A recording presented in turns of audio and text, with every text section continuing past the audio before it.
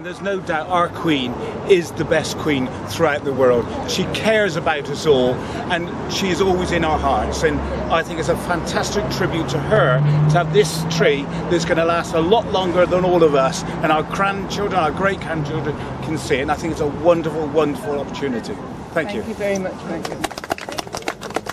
In St Paul's Cathedral, the monument to Sir Christopher Wren reads, "If you seek his memorial, look around you."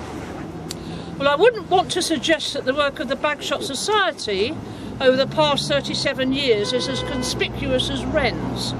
But if you look carefully around you, you will see evidence of its activities. There's the horse trough at the corner of Church Road, lovingly planted with colourful flowers and tended by a society member. Bulbs that spring up in other parts of the village may also owe their origins to the society, at least so far as their location is concerned. There's the library, still there, perhaps in part due to the vigorous campaigns the society has waged over the years to keep it. Do you ever look at the milestones along the A30?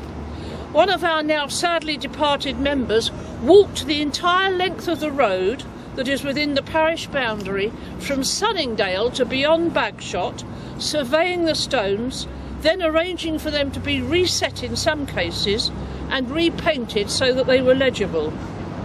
Society members have over the years gathered a mine of historical information about the village, not just about the great and good like the Waterers of nursery fame, or Mr Hodge who built Pennyhill Park, or our royal residents, but also the tradespeople and the villagers they served.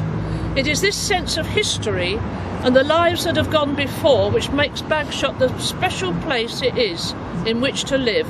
And today, so special because we are adding to that history and by our presence here becoming part of it. I mentioned Waterers. It's fitting that we are actually gathered on this spot today, near where his famous nursery once stood. I found a reference on the Bagshot website to what it was like to walk down the hill in Higgs Lane over there, where there were fields on the right full of azaleas, a patchwork of yellow, white, pink, orange and mauve, and the scent from them was unforgettable. How times have changed. Thank you.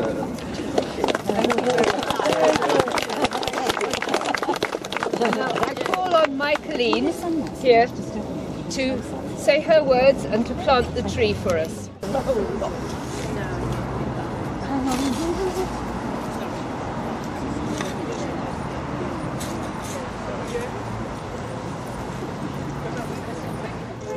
Well, I'm just going to say, first of all, thank you.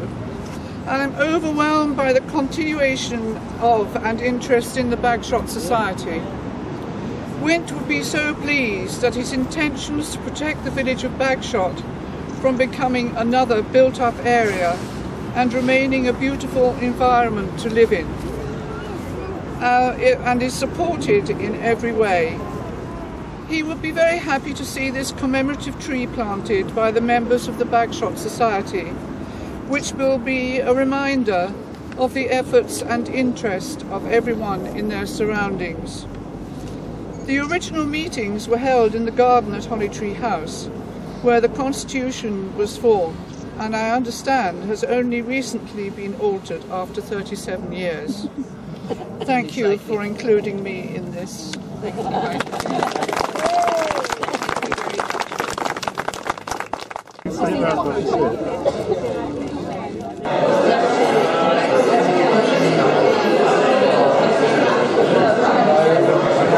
Of course, Wint was a very calm, dignified person, so you immediately related to him.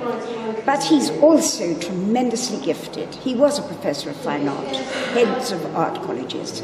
So his art was superb. Right. And so he was good at calligraphy, architectural drawings, and so he was a painter. Multidisciplinary. Yeah. Right. And so he lived in a beautiful house, which became a village centre. And his wife, Michaeleen, would make bread for villagers. She had the key to the church hall and wint and so on. So they worked together as a team well. And so you were always going to this house, partly because it was so beautiful. Right. It had his paintings in it. It had brightest walls. And if people went to the house, they'd say, "Excuse me, but do you mind? Thank you. Do you mind if we look at your house?" Right. So it was just such a beautiful setting. But other than that, there is a serious side to the Bagshot Society. Oh, yes, indeed. You know, very a pivotal part of the community. Exactly, yes. So they, as Michaeleen said, it was formed in their front garden, and it was largely because they didn't want development down a lovely... Right.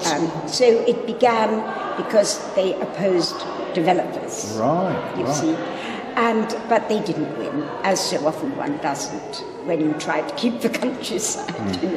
So it is a battle against developers, and then you want to make sure that what is developed is good, of a high standard. So you would say then that the Bagshot Society's main purpose was to try and preserve village life in Bagshot? Yes, Right. yes. Lovely.